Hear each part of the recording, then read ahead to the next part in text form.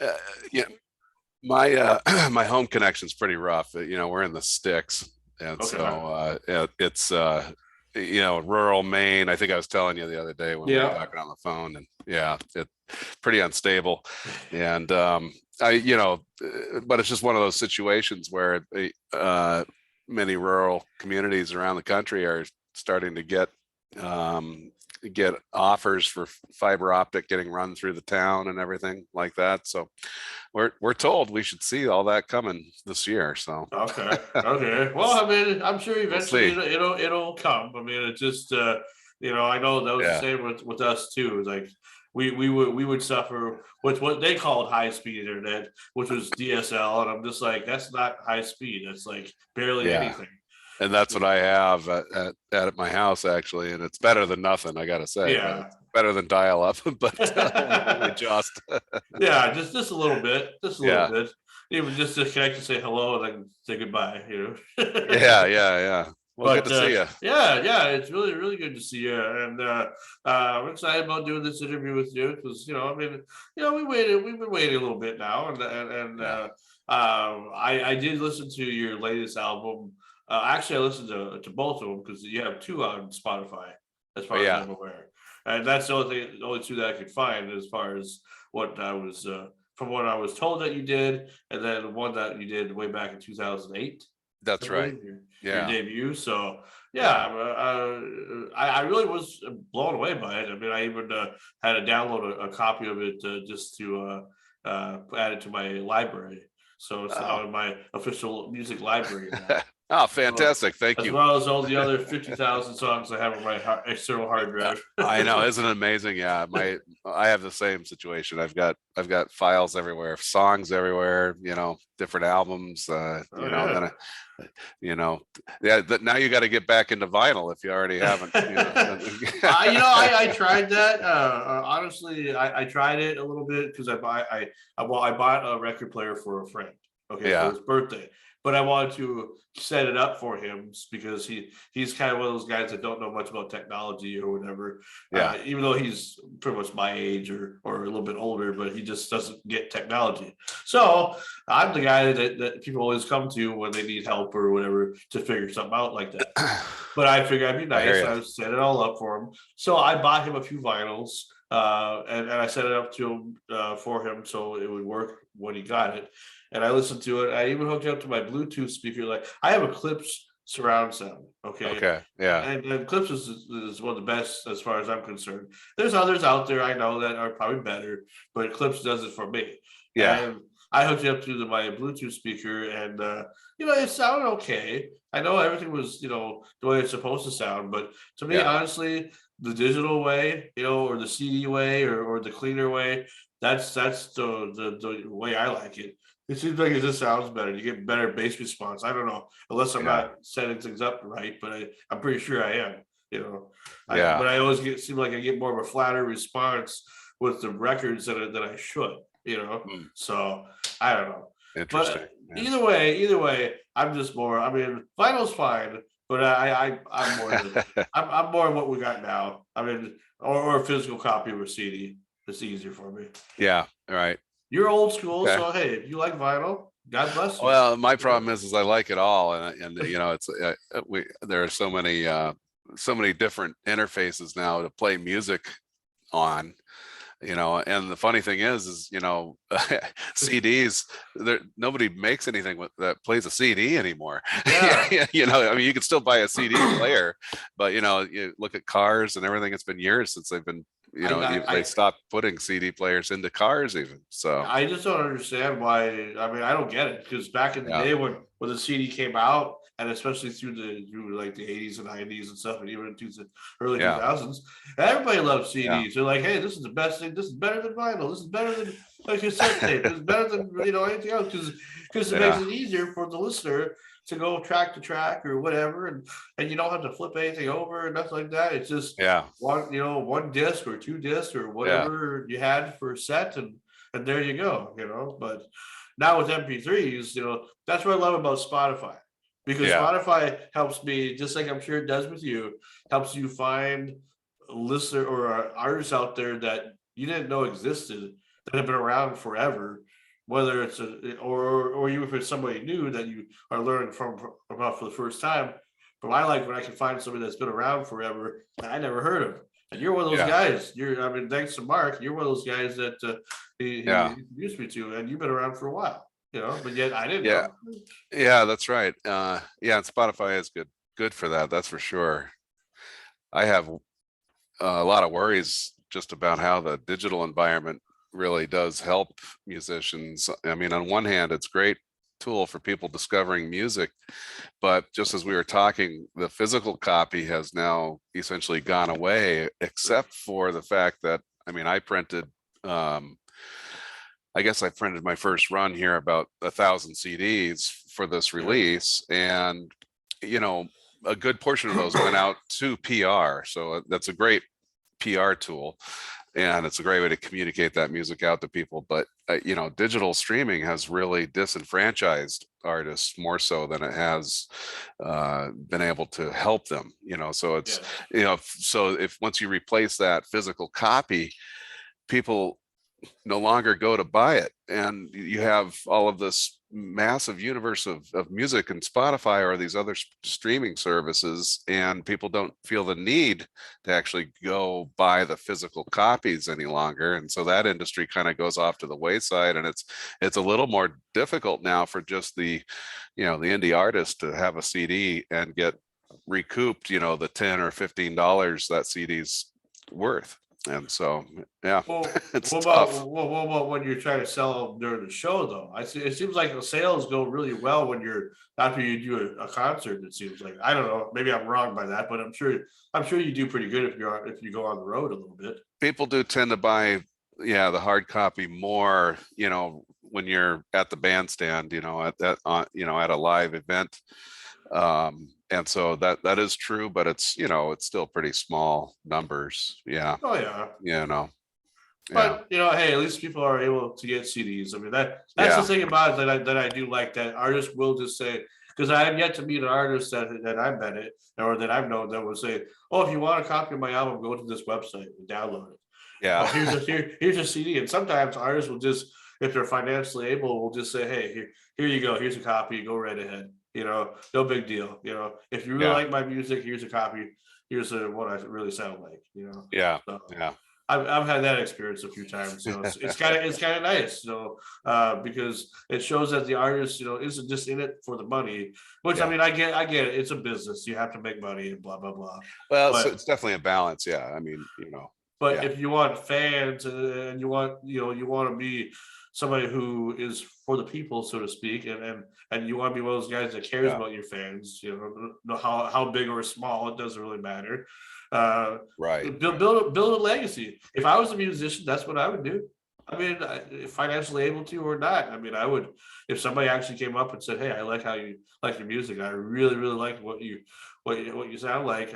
I just say, hey, maybe I just give a free CD once in a while. I wouldn't do that to everybody, but Mhm. once in a while, just as a nice perk to say that way that person can tell his friends or whatever, hey, this band's really cool. They gave me a free CD and I didn't even, wasn't expecting it. So, Yeah. but anyway, but yes, I understand. I mean, you gotta make money and you gotta, do all this, but I mean, it's just a nice little perk, I guess, when it comes Yeah. to that.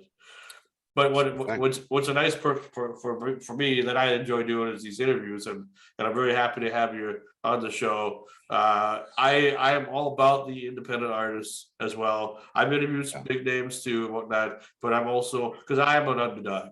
I'm an independent myself.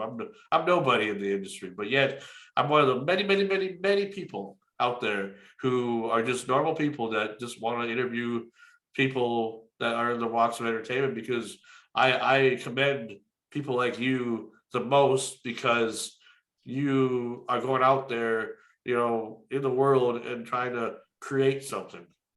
You're trying to make a legacy for yourself, even if you're not realizing Mhm. that's what you're trying Yeah. to do.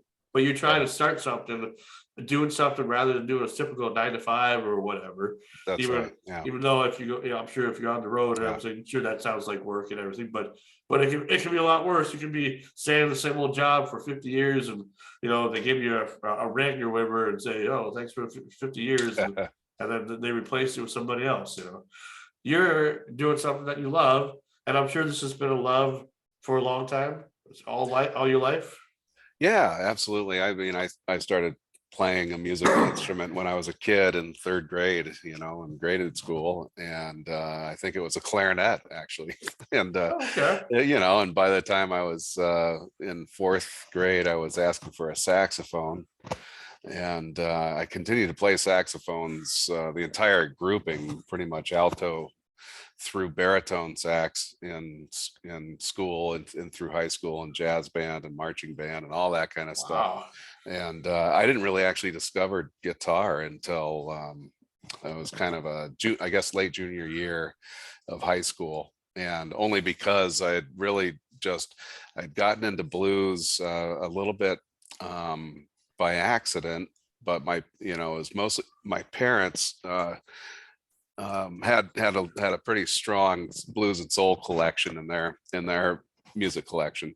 And as a kid, you sort of just wandering around exploring stuff, and all of a sudden I got away from my Kiss albums and Van Halen, and I think I plopped uh, a Buddy Guy record on the machine and on the Sure. turntable, and then I was like, whoa, wait, what's this? And so I started exploring basically everything, from Howlin' Wolf, the Muddy Waters, and all the old blues guys, Sure. and just really starting to get a kind of notion of what that music sounded like. And then I picked up my dad's old guitar and started plucking away, learning chords, not mostly, to learn blues, but really just emulating,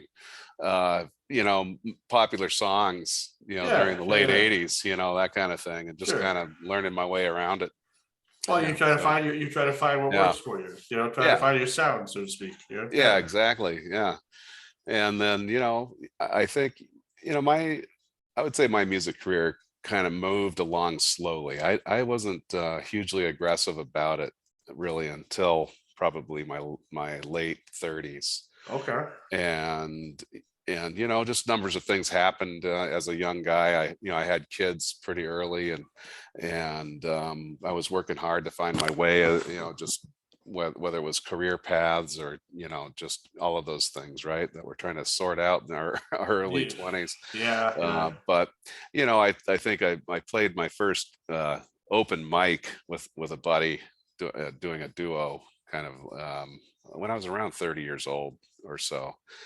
And I thought just had a blast, and we weren't very serious. We had a number, we had 5 or 6 songs we could do really pretty well, and and that really kind of prompted me, I think, to work harder, just to Sure. get a little more gratification out of what I was doing and focus a little more thoroughly. Yeah.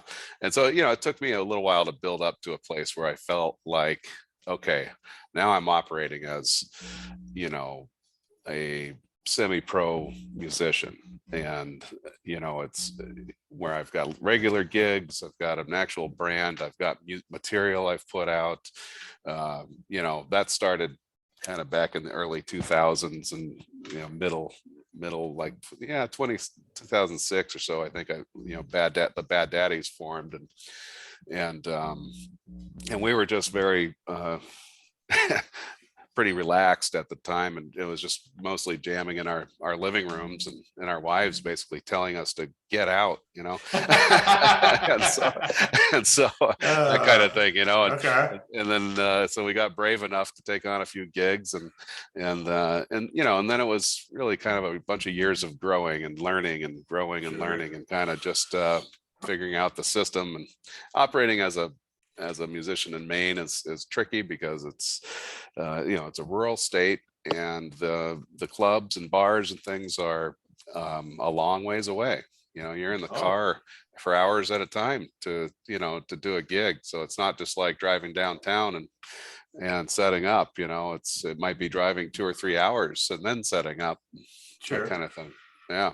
I've experienced that a little bit. I have a friend in the music industry. His name is Little Bobby, and he's pretty well known in the northern Minnesota area.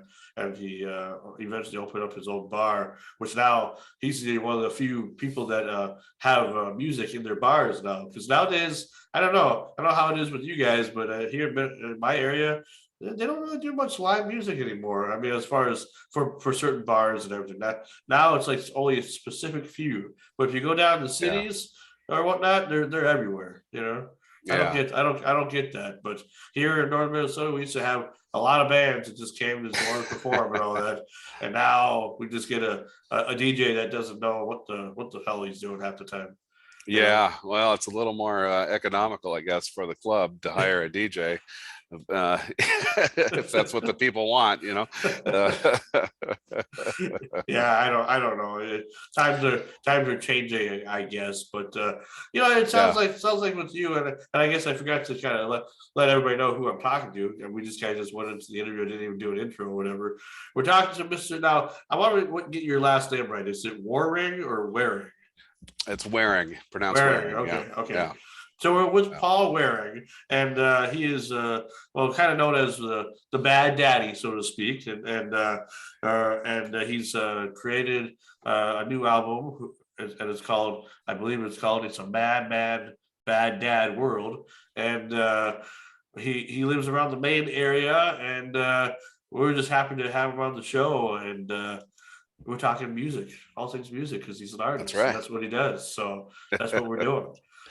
So It's a anyway, yeah, go it's ahead. pretty good place to be. I pinch myself every so often, every time I you know, have a really good gig or something with the boys, or you know, just you know, the process of making this record, for instance, was Sure. you know, it was an over it took over a year all told to, you know, from beginning to launch date. And there's just a ton of work. It's you know, I don't know if people realize how much goes into behind the scenes, the production, and Not you many know, people the realize that. let alone Not the many people. writing and the, you Yeah, know, and all that, and the figuring out of parts and pieces. But then there's the recording environment, and the, you know, the production and the mixing and the mastering and all that. And then you get into the album and packaging and, you know, PR and the whole thing, and it's, yeah, it's a wild ride, but it's a lot of well, fun. let me ask you Uh, this: as an independent artist, and it seems like you do pretty good for yourself anyway. Uh, but what's like? Is it a big cost for you to record an album, or does it all pay off at the end, so to speak? you know, the upfront costs are pretty substantial. It's not anything to scoff at. You know, I mean, yeah, for my first album, I took out a small personal loan, for instance, Okay. um, and you know, this with this production, I think ultimately I spent more, you know, maybe 20 or 30% more, but it's still very much a grassroots oriented kind of a small production, if that makes Okay. sense. No, no, You it know, does. my buddy Pete Galanis in Chicago was a co-producer with me, and he handled all of the engineering and mixing and all of that, and and it was good collaboration, but that also helped keep the budget under control. Well, that's right, because you did But it in Chicago. You didn't do it in yeah, Maine. That's right. yeah, Okay. Okay. Yeah. With that yeah, travel expense and all that too. yeah. And so it, you know, it definitely is it's a good upfront cost, and I think, yeah, I expect to recoup that eventually. It'll take a couple, it may take a couple years to fully recoup that and realize just, you know, how that's helped my legacy, as you say, you know, Yeah. and you know, because it's really yeah, I don't need a solid primary career in the music industry. I have one of the things that allows me to be a musician is having a stable, steady career of my own. And in Maine, that's kind of necessary because I choose to live here. But also it's just necessary because the gigs and things that we play here aren't as crowded or populated as we'd like, and they don't Sure. pay as much as we'd like, all of that, you know. But yeah, it's a mix of it's the choices you make and the priorities you put in your time. And music is something where I put a lot of priority and focus in my spare time because it gives me gratification, and I enjoy it. It's something that, but it's something you've got to keep doing, you know, Oh yeah, yeah, yeah, yeah. to Keep remain creating and sharp everything. and to remain relevant, even, or whatever you do. You do have to put out work, and you've got to keep out there in in the public eye and the touring market and things like that. So Sure. yeah. So what was it like going to Chicago? Have you ever been there prior to recording Oh or yeah. okay? Yeah. So let's see. In my high school career, I actually landed in Chicago for my senior year and ended up going to Oh, high school, graduating in Chicago. oh, And oddly enough, that's where I met the first love of my life, uh, whom is now my wife, but we actually went through a 25-year hiatus, since high school. It was one of those, young love. Right after high school, we met and entered into college for a few years, long distance dating and a little bit of living together. And then we basically kind of wandered apart from each other and didn't really ever, really put it back together, sort of 3 years down the line. sure. And it was 2009 or so that we reconnected, and um, and we graduated in '88, so almost 25 years, I guess. Jeez. It was really about 20 years, I guess, hiatus, and so we reconnected, and she was back in the Chicago area. I'm in Maine, and we began trying to explore putting things back together and seeing if we wanted to be, in each other's lives, and that started me going back and forth to Chicago quite a bit. Okay. And as we grew tighter and tighter, and then became more serious about the relationship, ultimately getting married, basically we both are living this dual life back and forth into Chicago and Maine, until my stepson is graduated from high school. Okay. And so that's really kind of given me a lot of connection over the years to Chicago, and a lot of time to explore the clubs and meet people and play music in town. And so I've met a lot of wonderful folks and Oh, that's good, awesome. good friends around town in the music, in the music arena, I guess. And so Pete Galanis is one of those guys. He and I have become good friends, and he's a sweetheart, and I love him dearly. We have a good time, a good rapport, and this album was a lot of fun to do together with him. Oh, that's cool. That's cool. I was gonna say your mic's getting a little scratchy. I think it's kind of rubbing against your shirt a little bit. There you go. Okay, yeah. Okay, sorry about that. I didn't know if you were able to hear that. You're probably not able to hear that on your end. I guess I can't hear it on this end. Yeah. Oh yeah. It was just rubbing it. I could hear you talking and everything, but it was just like rubbing against your shirt a little bit. But that's okay. It happens. I have a wireless mic, so everything's on the camera. I can't believe Oh, yeah. this camera that I bought. It sounds so good, with the mic. Yeah. I can't believe that. But yeah. Anyway, so I just figured I'd let you know that. But Okay. yeah, no, I've never been to Chicago. I would love to go and just check out the glitz and glamour. I know there's a lot of bad times in Chicago too, but I don't care about that. I want to go and Mhm. have fun. And, Yeah. see the blues, see where, see all these shows, and I see why it's supposed to be such a good area. I'm not that far away from there. I mean, even though it feels like I am, I'm only 6 hours from Minneapolis. I'm probably maybe 2 days maybe from Chicago, maybe I don't know. Yeah. What about? What's that like, about a 12-hour drive, maybe? Probably. I Yeah. would say so. Not too far. I Yeah. mean, I originally used to live in South Dakota, so I mean the Yeah. Black Hills is like 12 hours from me, so it's like Yeah. Yeah. kind of crazy. But Well, yeah, it's well, big country up there, yeah, oh yeah. I mean, here in northern Minnesota, I mean, you think Maine's kind of, or where you're at's kind of iffy and whatnot for things. I mean, come to northern Minnesota, Oh yeah. you'd be bored out of your life. There's not much to do around here until you go more into the bigger cities, and then you Yeah. got then you got some stuff going on. But around here, it's kind of just small town USA. I Yeah. choose to live here? Yeah, I guess I do because my family's here and everything. But Mhm. anyway, I'm glad that we get to talk about your album because it was interesting when I listened to it. When Mark told me about it and he gave me all the information, he gave me some downloadable tracks, but I also listened to it on Spotify just just because I want to hear if there's a difference in sound quality. Sometimes I feel like compared to an MP3, depends on how it's downloaded. It'll either sound really good or there'll be some stuff that you're missing out. And I got some pretty good headphones that will make you hear everything. Believe it or not, they're like a hi-fi. And for those that don't know what hi-fi is, well, the high fidelity world there, the audiophile world anyway, that will help you hear just about everything that you want to hear, that you won't Absolutely. hear, Yeah. that you can't hear when you're on or listen to it on the radio or whatever. So So did you hear a difference? I did. I mean, Okay. a little bit. Yeah.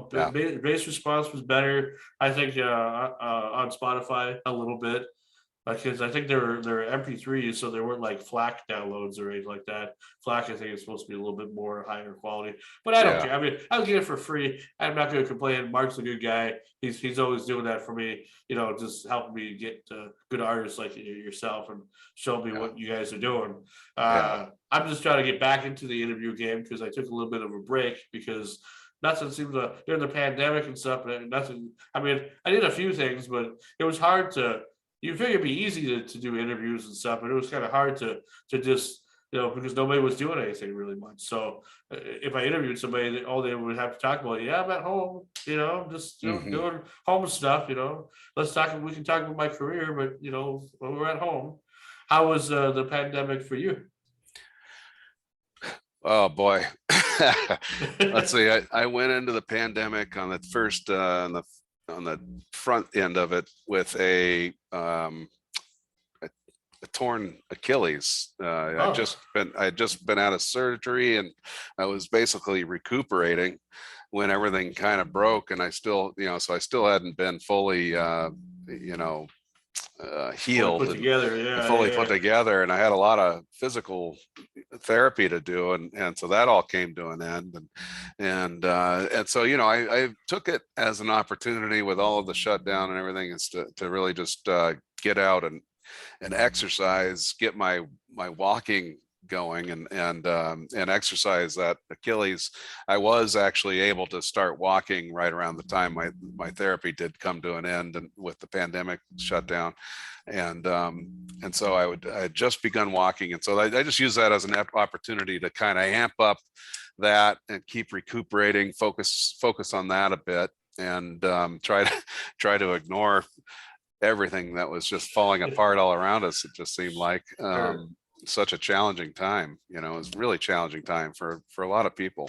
I suppose in May they Yeah. had to close down everything too, just like the parks and everything. You couldn't even go for a picnic if you wanted to, or maybe you could. Yeah, it was kind of like it was where you are. I mean, probably I think we live in similar communities, rural communities. Certainly had a struggle dealing with things, and but really across the country, from small town to large city, and schools and workplaces, hospitals, everything just under some kind of weird load, right? Just a really different time for everybody.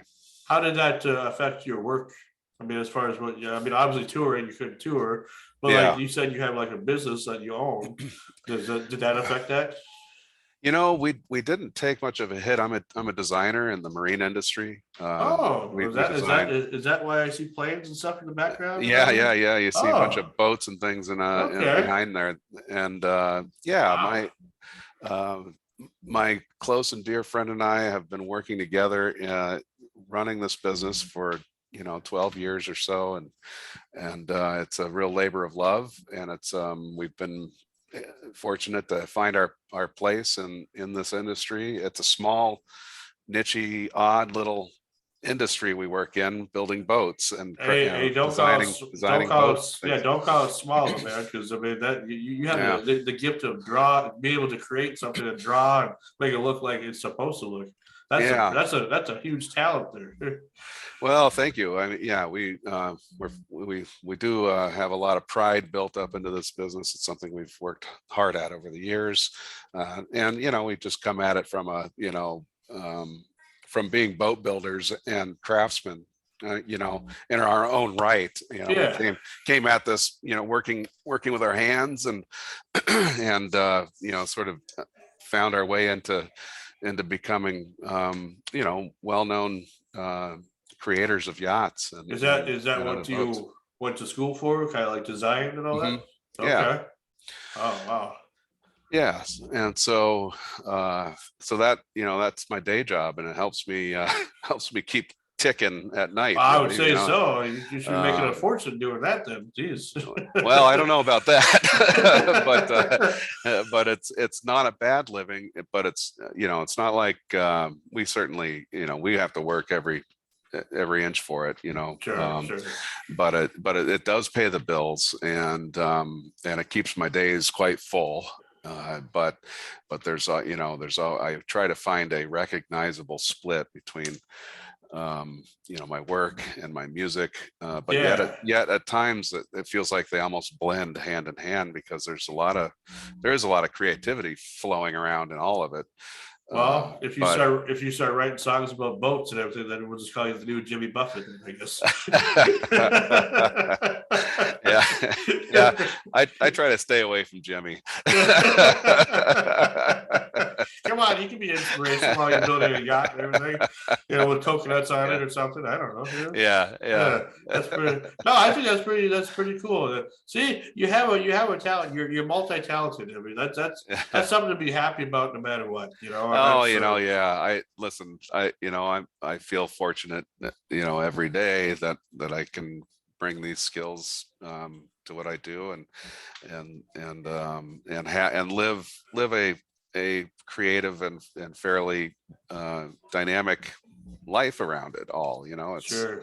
It's not an easy thing, but it's boy, it's something, and I'm grateful for that. So in your area, or at least around your area, are you? I mean, as far as the music goes, are you pretty well known, or do a lot of people know about you, or are there a Mhm. lot of other artists that are trying to get the top spot in Maine and everything, and all Well, that?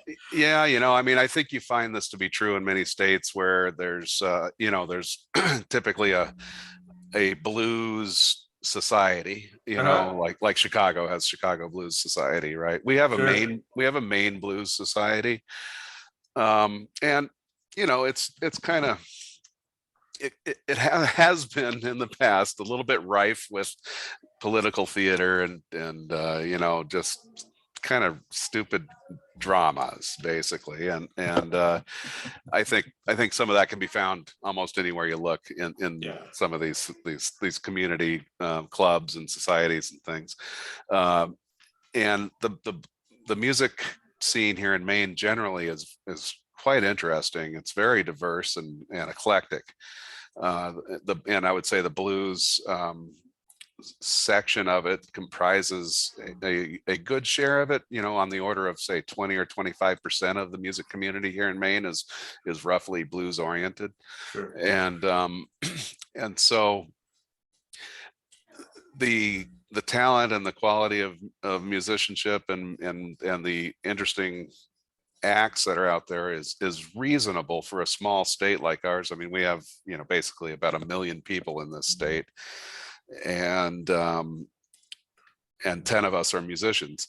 and, no, but I would say there's maybe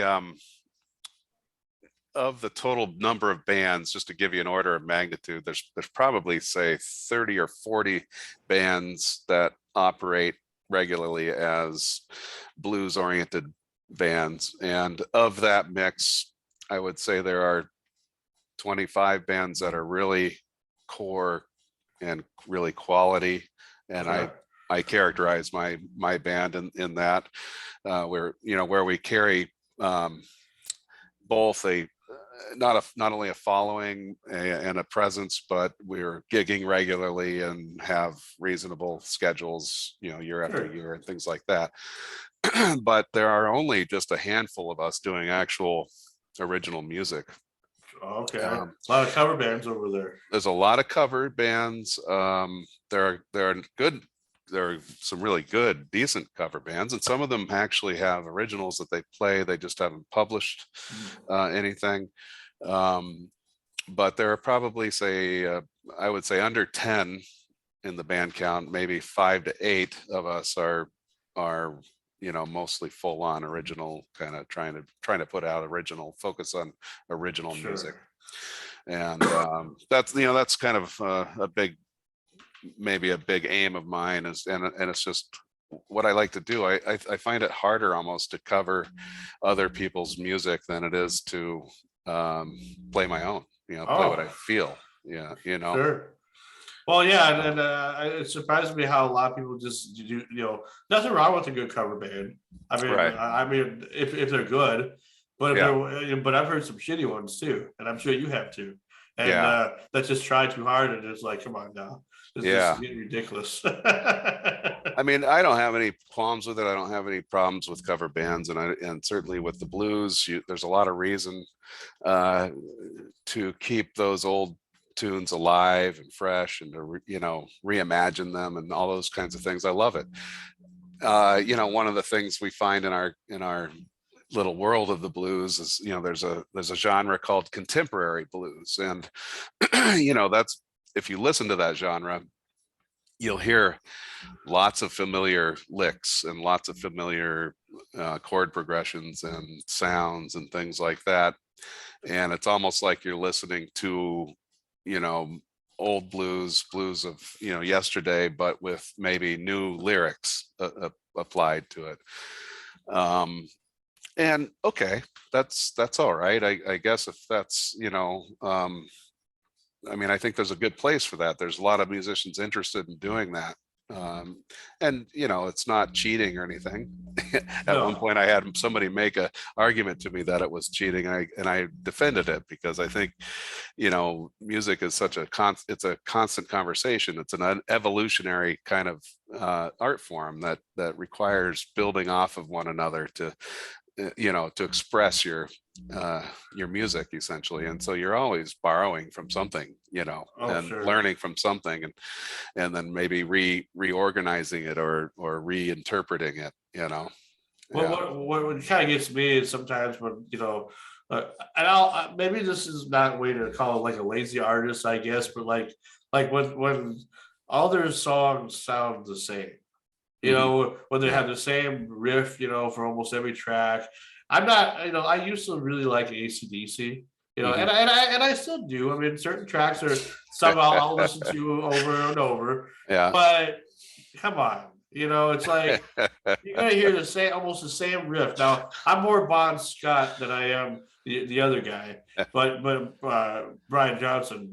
Right. But just because I like early days stuff, I like finding early demos and of how they got started, and blah blah blah. And it's just amazing. But even in their early days, they were still kind of going for that same sound, and it didn't really change. It didn't change too much Yeah. prior to Brian Johnson taking over. So I've heard a lot of artists try to do that with their music.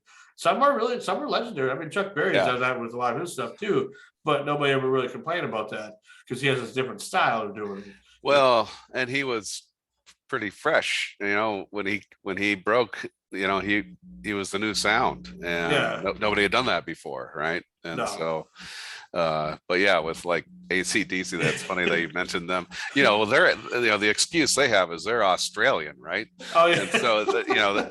so for one, they like to hear themselves talk a lot, and so Uh-huh. they'll repeat themselves over and over again, and then they can't really remember what they did the day before, let alone 2 weeks ago. So So that it's gives them the right to play the same lick every time they sing a song. yeah, yeah. Well, of course, I'm just kidding, but I mean, hell, I love to. I would go see him live. I'm not saying that I wouldn't, but yeah, it's just yeah, like yeah, when you hear it on Top 40 radio. That's why I don't listen to yeah, Top 40 radio much anymore because I'm so sick of the same old shit. And we can yeah. swear. We're on YouTube. We're on Facebook. It's fine. I don't care. We're not. Yeah, yeah, We're yeah. just not going to go on the radio. Anyway, All good. Yeah, yeah, it's just all free form podcast yeah, stuff, good old indie stuff anyway. yeah, Yeah, I mean, nothing against ACDC because I do like them, but then there's other artists too that try to do that. I know Nickelback got a lot of heat because they say some of their songs sound the same, but I like Nickelback. I don't really hear the same vibe with Nickelback, but some people say there is. So I don't know. I just enjoy their yeah, music. So I mean, but I know for ACDC, that's the big one for me as far as bands that have the same lick every time they play a song. So when a new album comes out, I'm just like, oh, here we go again. 12 original songs, but yeah. it's the same lick. Yeah, right, right. But anyway, Paul, I mean, I appreciate the fact of doing this interview with you. This has been a lot of fun. I don't know how often you get interviewed, or if the phone's off the hook all the time, but it's just nice to know that we Yeah, could chat for a little while. yeah, no, absolutely. I appreciate it. Is there anything else I could tell you about the album, or Yeah, you got any other? actually, yes. I Okay. kind of want to know like some of the songs. I asked Larry McRae this the other Yeah. day when I interviewed him. What songs I mean, obviously you appreciate the whole album of everything that you did, but like, is there certain songs that kind of are special to you that you created for this album? Oh, yeah. Well, yeah, either each one of them, uh, feels like a little bit like a child, I guess. It's and now, of course, I'm no lady, and I can't say that I've ever given birth, but in a way, that's kind of how it feels, or it's a good way to maybe relate to it. It's a Sure. little bit like it's a little bit like giving birth and then raising a child, because once you plant the seed for the idea of the song, and it may come in different forms or different steps you take to get to the final product. But for instance, it could be lyrics, or a lyric idea, or maybe just a musical riff or something. One of those things usually begins the first stage, and you make building blocks off of that, and continue refining it. It takes a while to shape it into just what you finally put out there. And you know with this, I think with many of the songs on this album, I had probably, well, I say maybe 60 or 70% of them were written reasonably fully, and then the remaining 3 or 4 of the disc needed more time just incubating. But through the playing of them in the sessions and such, we figured out guitar parts and the ways in which I approached the singing of it, for instance, or just how to dovetail and dial in all of the remaining elements of the tune. Now Um, you said that it took about a year to record this. Did you do this during the pandemic? yeah, so yeah, exactly. It was January or something of last year, um, when we began. Okay. And so actually all the recording was done roughly by May. We had by the end of May, we had most of everything dialed in, all the various tracks done and in place. We actually used Joyride Studio in Chicago as the first step of recording, mostly to get the rhythm section down. So we played all of the tracks as a band in that studio, but focused only on retaining the bass and drum sounds from that studio environment, because they're so dialed in. And yeah, Brian Lynch, who's the engineer there at the studio, is just famously talented guy and has worked with all kinds of people. But that studio really has a unique room, essentially. And at the stage we were at that stage, I really wasn't quite ready to go in as a full band and live record everything, only because we hadn't rehearsed enough. That usually takes months of rehearsal, and I hadn't my ideas weren't fully formed on several of the tunes. And so really it was like, let's go in and get the tracks for the rhythm section, and then Pete and I built off of those. So we were able to kind of say goodbye to those fellas, and we took off and layered in our guitar work and vocals over that. Sure, sure. And so we were pretty well done with that by into May. And I think I did my guitar solos over the first part of the summer, June and July, and then the rest of the summer was spent basically mixing and doing what we could in our spare time. I mean, Pete was working, I was working, and that's probably, if we sat down and did this straight through full time, we would have gotten it done in 3 months or something. Okay, sure. But it really took more like 8 or 9 months, for all of that to happen, just with elapsed time. Yeah. Like, because another thing I was kind of wondering too is like, because of what you do and everything on the side and whatnot, is that part of the reason why it took like almost 10 years, well, probably like 12 years almost to create a new album, Well, it's a good or question. 14? Yeah. Yeah, it was a lot longer than I really had imagined. And some of that was related to, well, so in 2014 or something, right around then, 2013, I was ready. I really wanted to get in the studio and record another album. And I'd already been feeling like, well, geez, it's been a while since my Yeah, first disc. 2008. And I had, a number of songs written, and I knew there were more in behind that. And just life happens, right? For various reasons, and I don't remember what it was then or what it was the year after, or so on and so forth. But I got derailed a couple of times in my path to putting things together, and it might have been things like, I mean, I've had my band here in Maine, you know trade people in and out, and I've seen musicians come and go, and I've had problems maintaining a good solid structure with a band, and just those kinds of things are always at play. And so you want to find the right dynamic and the right chemistry of people to work on things like Sure. this with you.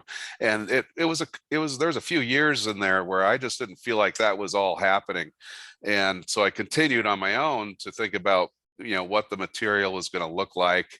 And it was during that time really too where I sort of started treating the band as a democracy. I kind of realized that it just couldn't be a democratic situation. Like, in other words, I knew I was in this to do something I wanted to do with it.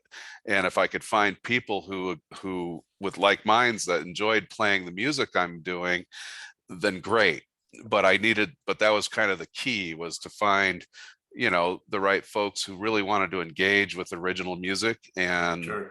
to also really enjoy the music I was creating and writing.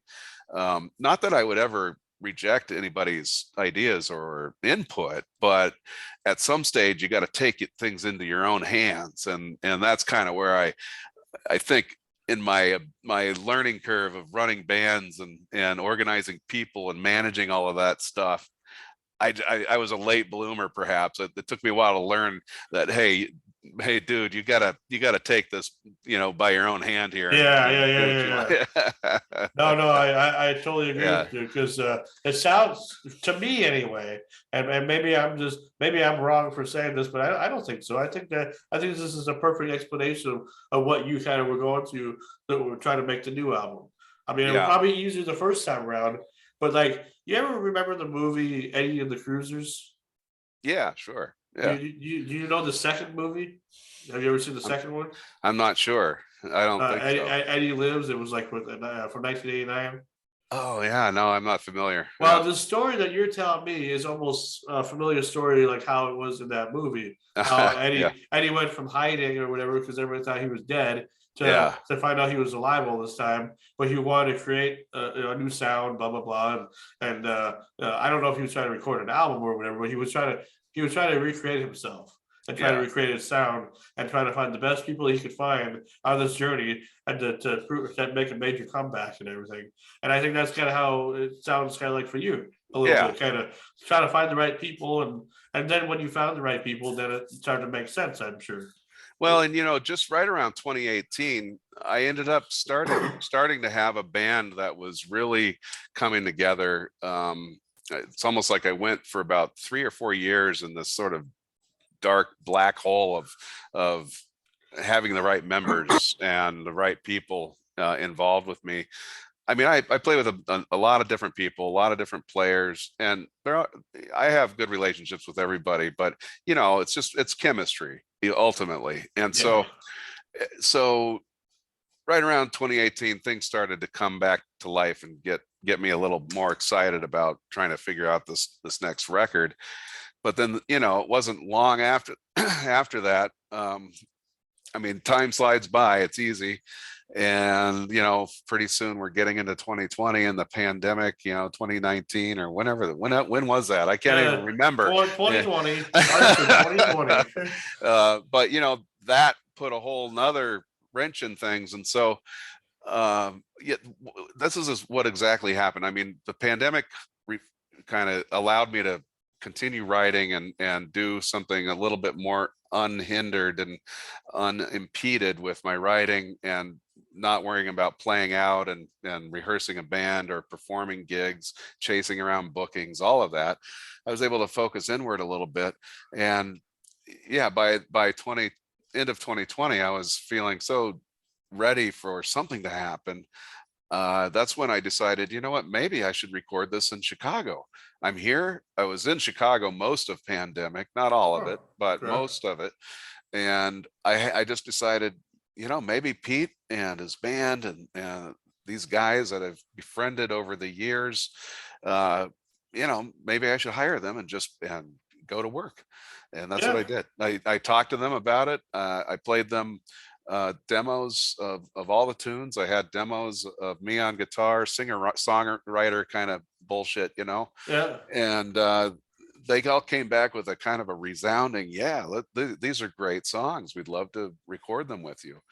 And so, you know, there was nothing like that encouragement to you know, Yeah. No, push me that's over the cool. line. But that's what happened really. And it was a good decision. I'm happy I made that decision, because I think if I had waited to rehearse my band in Maine for it, you know, we'd still be into it. We wouldn't really be getting to it maybe until, you know, this fall or winter, because now our gig schedule's full. And you Yeah, know, yeah. so Well, now it's kind of like we're post-pandemic now. Things are starting to get back to normal, yeah, which in yeah, some areas they are. I mean, you right, still hear about it once in a while, but it's not, there's yeah, other things going on now that we got our attention on. So it's right, like, I mean, I'm just glad that things are getting back to normal where we can enjoy shows and stuff because, yeah, growing up, we never did a whole lot of concerts in my family unless they were really, really close to where I live, you know, hmm, and I'm pretty much in the same area where I've been almost all my life prior to the 5 years I lived in the Black Hills. But I see, yeah, so around here you have to go like to Grand Forks or to Fargo or hmm, somewhere to get really entertained and yeah, yeah, and it's still kind of that same way, but it's like now it's like as an adult I'm trying my best to try to get more culturized as much as I can.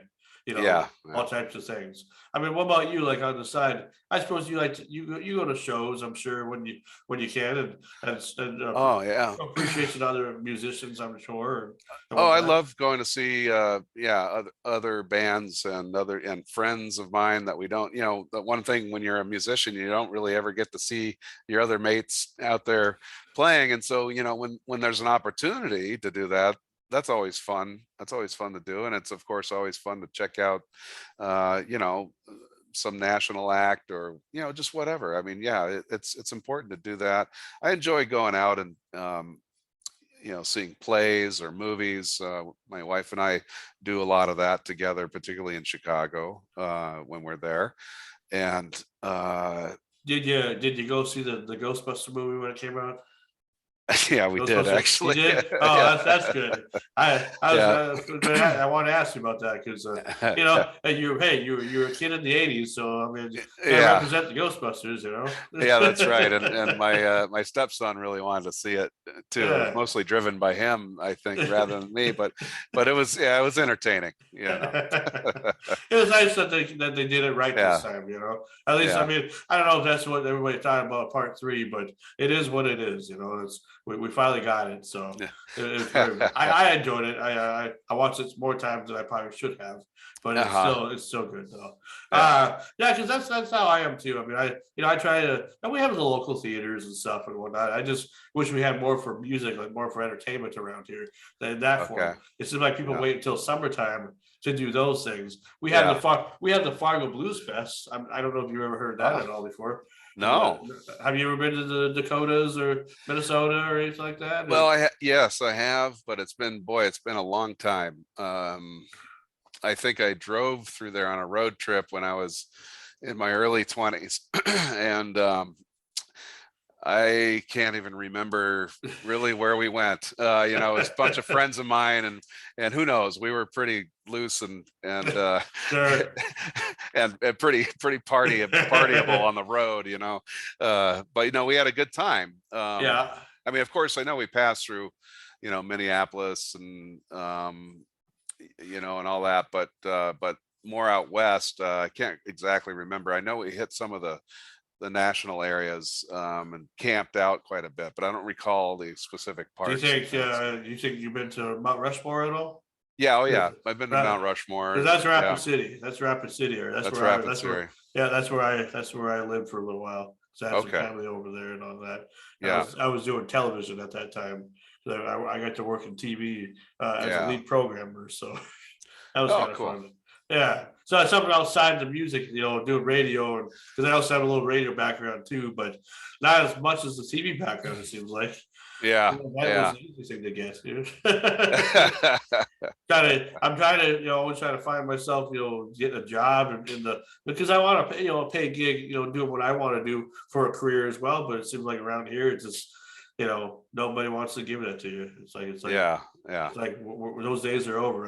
And all I wanted to do is be like the DJ that people remembered. That was your friend that you could call, request tunes. That felt like a member of the family, like yeah. Wolfman Jack and all these other great legends. And I don't know who we have now to say who's our legends now. That's a good question. Yeah, I mean radio is almost taking a back seat, right? Who do you listen to on your local stations, or do you listen to much local radio?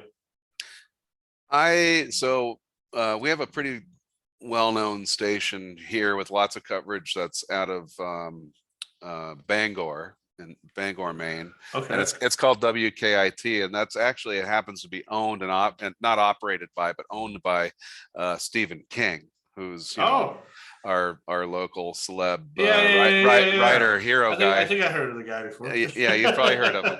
And they do classic rock, and they have a couple of different shows that do blues and funk and soul and things like that.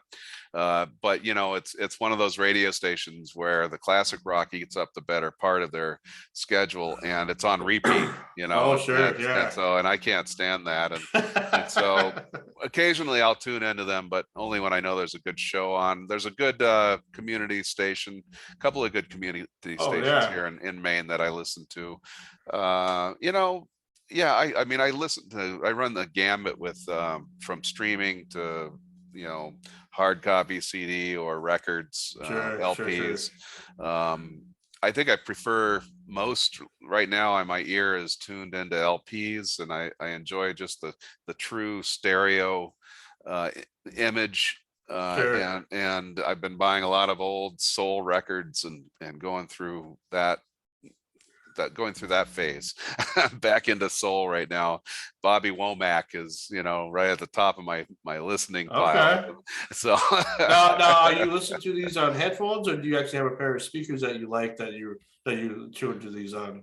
I When you do jam? I do have a pair of speakers that I like quite a bit.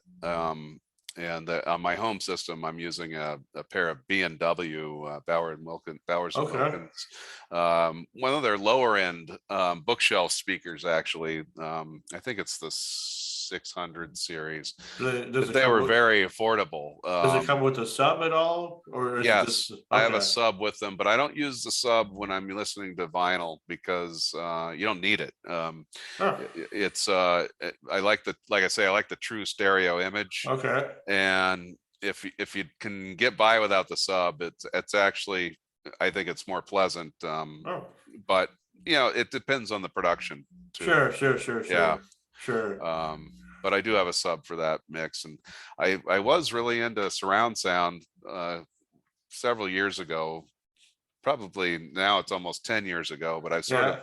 relaxed on it just because I don't know. Just again, it depends. Right now I don't have a great room for watching big sound movies in. Yeah. So I just sort of don't bother. Yeah, Well, in my apartment, I'm able to get away with it. I don't know yeah, how, but I got a yeah, 75 inch and the 5.1 system, or five point yeah, two actually, and yeah. yet nobody bothers me at all in my apartment. So uh, Great. Yeah, it's good. weird. I think the Yeah, walls are pretty thick, so it's like yeah. it's not so bad. But Yeah. yeah, I mean, I always kind of ask that of my guests too that are real diehard musicians because I always Yeah. kind of wonder what other people are listening to and what they're listening on. And everybody has their favorite speaker, and for me, it's the Clips. Anything Uh-huh. Clips related. For you, it's B&W. I mean, how long have you known of them, or been a fan of their Oh, products? I used to have uh, a couple of different pairs of theirs actually. One I got, I think, put onto them because I inherited my uncle's system, which was a pretty nice, fairly high-end system in the high-end in the mid 80s, I guess. Sure, sure, sure. And that was when the B&W had their sort of flagship speaker was the 801, and it's it looks like a little square R2D2 kind of speaker, and and they're just fabulous sounding speakers. And so I kind of got, I guess, sucked into that world a little bit, but it's not like they're the only speaker I would listen to. There's a lot of Sure. great speakers out there. um I do like the timbre of those, of the way those are put together, and the sound platform that they offer. Sure. Yeah. Yeah. Yeah, I mean, that's what I say. It's like if you ever go to like, when's the last time you ever went to like a store, like a music store or like a speaker store, and just tested out whatever? About 3 weeks ago, actually. Oh, Yeah. you live close to an actual store that Well, I was sells? just in Chicago about Oh, okay. last week. I just got back to Maine, and Okay. so yeah, I happened to actually go stereo shopping a little bit on a whim, and took a friend with me, and we just kind of went, checked out some new stuff. Okay. I didn't buy anything. My But wife you my wife's told me to stop spending money. But what was the experience like, just testing out, like just hearing what one sounds like? Because I think that's kind of fun. I mean, even if Yeah, you're not buying, at least you get an yeah. idea what it sounds like anyway. That's right. Yeah. Well, there's a lot of interesting stuff out there. I mean, the digital side of things is really interesting. Just the digital analog converters, those technologies. I think that's where I'm going to spend money next. Is something that is a really high quality streaming device Sure, that makes good music from all the digital sure. algorithms. So yeah, I think So you're that's looking probably for so. so you're looking for a hi-fi system, pretty much. You're looking for something that can do kind of hi-fi or I whatever. appreciate the equipment. Being a musician, you're always, buying gear, and so it's not that. Yeah, I mean, having a decent stereo is important to me. Oh, absolutely, and it's important to Yeah, me too. And I'm not even a musician, but I've always loved I've always loved music, yeah, and always had a dream of, like we sang in school and stuff like that. But I think if I could have went back, I probably would have tried a little bit harder, to really make a all right, difference. At the time in school, I was just kind of a kid that didn't. I yeah, was kind of shy, but I didn't really care about anything. I mean, I did, but I didn't. I was just a kid. yeah, School is always pressing you to try to ask you what you want to do when you're ready to graduate from high school, and I'm just like, I don't know. And then all of a sudden, I toured the local radio station that I didn't know existed at the college that we uh-huh, had close by. And then I thought, how long has this been here? Oh, it's been here since like the 70s. And like, I didn't know that. And then all of a sudden, I decided that's what I want to do. I want to go to school for yeah, broadcasting. I didn't graduate from the course because I didn't, take it. I mean, I wanted to be a DJ. I didn't want to be an advertiser. yeah, I didn't want to sell ads. I didn't understand. I mean, now I understand why we need that, but at the time I didn't care. I just wanted to be a DJ, and hmm, unfortunately, that didn't graduate me. But what helped me learn more about it is I got to volunteer at the same place I went to school at, and basically got a free education from a wide variety of people that also volunteered, and got to learn how to enhance my show to make it better. Got to learn how to do interviews and from other people, and the rest is pretty much history. And so if it hmm, wasn't for all that, I don't think I'd be doing this. So yeah, yeah. it's fun. Did you ever try to do like a radio show at all ever? Just to try? Since you said there's Um, community stations in your area?